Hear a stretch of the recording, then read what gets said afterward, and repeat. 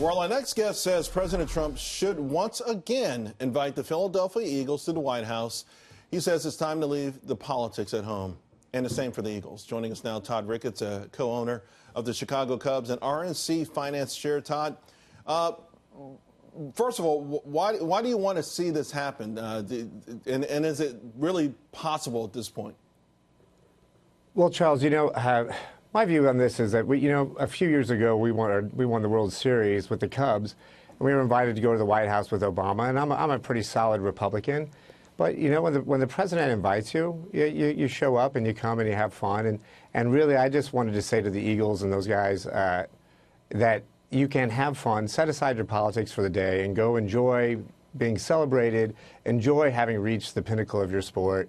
And if you really need to, I'm sure the president would be happy to take the time to have a conversation about the issues that are on their minds. But really, it's a rare opportunity to get to go to the White House, and I don't think anybody should skip it. Of course, though, we see now in the world of sports and entertainment, there's a sort of hatred toward President Trump. Robert De Niro displayed it last night at the Tony Awards.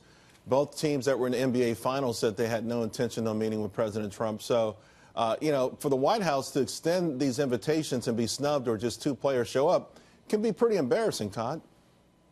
Well, I think it kind of goes back to just this idea that at the end of the day, whether you're a Democrat or a Republican or whether you're an Eagles fan or a Patriots fan or a Warriors or Cavaliers, we're all Americans. And at a certain point, I think that people go to sporting events really to kind of get away from the grind of politics and the news of the day and what's bugging them at home. Sports are supposed to be a little bit above those politics. And I get it. I get a lot of these guys didn't vote for Trump and maybe don't like him being president. But again, for the good of our country, I think it's good to have the sports teams visit the White House. Yeah. It's a rare opportunity, and I don't think anybody should skip. No, I mean, I get the escapism when we do go to sports, except for New York fans. We just go to get drunk because we know our teams aren't going to win. But other than that, though, Todd, last week on Friday, it was a joke, by the way. On Friday, President Trump threw out this sort of overture, and I think it came from the hip, but it was pretty compelling, saying to NFL players and other professional athletes, if there are folks out there that you think have been wronged by the criminal justice system, come up with the list, present it to him, and he would vet that list. Is that the kind of thing ultimately maybe that could chip away at this animosity on both sides and maybe ultimately get this thing back to where it was, just a celebration of success, without politics? Well, like I said, I think the president is sincere in his comments, and really, what I've found is that the president is someone who is almost always willing to engage on just about any topic if you want to have that conversation.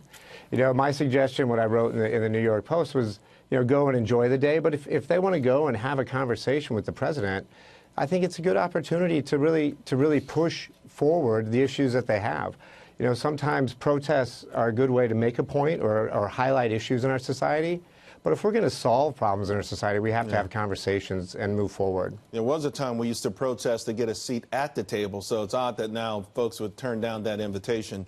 Todd, I've got another one for you here. You are, of course, a finance chair for the RNC. And, earlier this year, we were hearing a lot about that blue wave now. In the last maybe couple of weeks, it's sort of faded a little bit, particularly as your numbers, the RNC's campaign numbers have come in versus the DNC. Mm-hmm. So are you concerned, how concerned, I should probably ask, are you about this potential blue wave? Well, I mean, there's nothing you can take for granted at the RNC. We're working very hard. I think Rana's doing a great job as operating. She's a great manager, and so I think that's going very well. And the fund, from my point of view, the fundraising is going well.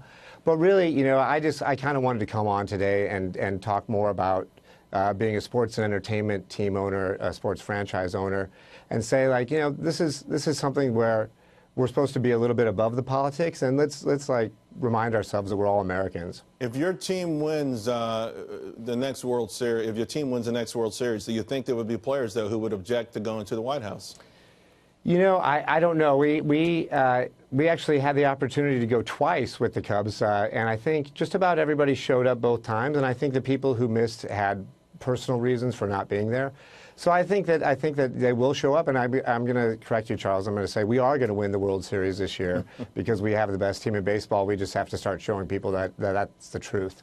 All right. Well, I want to say thank you because this is a situation where we want to hear calmer voices, and I think it's a mistake when these players or someone like a Meek Mill who has a very compelling story is invited by the president to the White House and they don't show up.